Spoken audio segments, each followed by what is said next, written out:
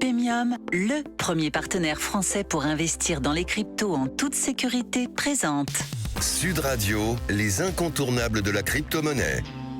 Thomas Binet. Bienvenue dans ce nouvel épisode d'Oser investir, les incontournables de la crypto-monnaie. Aujourd'hui, nous explorons une contradiction juridique et économique fascinante. Bitcoin est-il une monnaie ou ne l'est-il pas ? Pour y voir plus clair, pour en parler, j'ai le plaisir de recevoir Alexandre Chachenko, qui est directeur de la stratégie chez Pemium. Bonjour Alexandre. Bonjour Thomas. Oui, Bitcoin oscille entre deux statuts opposés selon les circonstances et selon les régulateurs. C'est un débat qui dure depuis des années. Ce flou l'installe dans une zone grise propice à une régulation à géométrie variable. Ça conduit à une situation cocasse que la macroéconomiste américaine Lynn Alden qualifie de façon cocasse la monnaie de Schrödinger.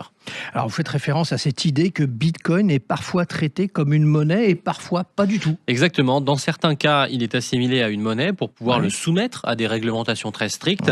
Et dans d'autres, on lui nie ce statut pour éviter toute reconnaissance officielle. Donc ça crée une insécurité juridique pour les acteurs du secteur et les individus. Des exemples concrets à nous proposer ? Oui, bien sûr. Aux États-Unis, par exemple, certaines entreprises ont été poursuivies pour être opérées des transferts illégaux de fonds. Sous-entendant que donc Bitcoin est une monnaie, puisque si on transfère des fonds et qu'on parle de Bitcoin, alors Bitcoin est un fonds et donc de la monnaie. Mais ailleurs, il est qualifié d'actif ou de commodité, de marchandise. Et donc les autorités choisissent l'interprétation qui les arrange. C'est une approche à géométrie variable alors ? Exactement, ça permet de garder le contrôle sans assumer les conséquences d'un cadre juridique stable. Mais évidemment, ça nuit à l'innovation et ça nuit à la clarté réglementaire. Et en Europe, ça se passe comment ? En Europe, c'est pareil. En 2015, la Cour de justice de l'Union européenne a jugé que les échanges entre euros et bitcoin étaient exonérés de TVA. C'est bizarre, comme les devises. Mais dans le même temps, la BCE, la Banque Centrale Européenne, insiste sur le fait que bitcoin n'est pas une monnaie, tout en lui consacrant des rapports entiers. C'est assez contradictoire. Tiens.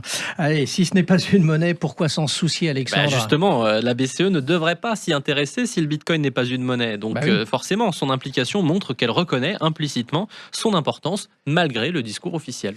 Et sur le plan législatif, ça se passe comment aussi ? C'est pareil. Le règlement européen qui régit les transferts de fonds, qui s'appelle TFR, il est destiné aux pièces, aux billets, à la monnaie scripturale sur nos comptes bancaires, je cite, mais il s'applique aussi désormais à Bitcoin. Tiens, c'est bizarre. On l'intègre donc dans la catégorie des instruments monétaires, mais sans lui accorder évidemment le cadre cohérent qui va avec. Donc si je vous entends bien, Bitcoin est donc traité comme une monnaie, mais sans les droits associés à la monnaie. Exactement. Il est soumis à de nombreuses obligations, mais il ne bénéficie pas du statut juridique clair. Donc ça freine les usages, ça décourage les entreprises et ça crée de l'instabilité évidemment. Mais est-ce qu'il y a des conséquences symboliques fortes ? Oui, quand le Salvador a adopté Bitcoin comme monnaie légale, un député français a demandé au Parlement si ça qualifiait Bitcoin comme devise étrangère, ce qui aurait été logique puisque le Salvador est un pays souverain. Mais le gouvernement n'a jamais répondu à cette question. La seule chose qu'on a eue, c'est le ministre du numérique qui, lors d'une conférence, avait ironisé en répondant, je cite, « Le Salvador, soyons sérieux ».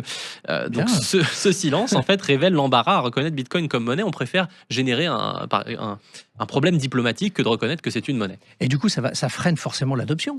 Oui, tant que ce flou persiste, les institutions restent prudentes, les particuliers hésitent. Pourtant, Bitcoin peut renforcer la souveraineté monétaire, l'inclusion financière, la résilience économique, etc.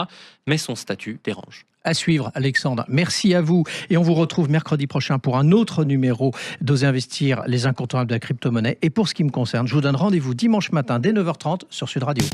Sud Radio, les incontournables de la crypto-monnaie. Thomas Binet. Avec Pemium, le premier partenaire français pour investir dans les cryptos en toute sécurité.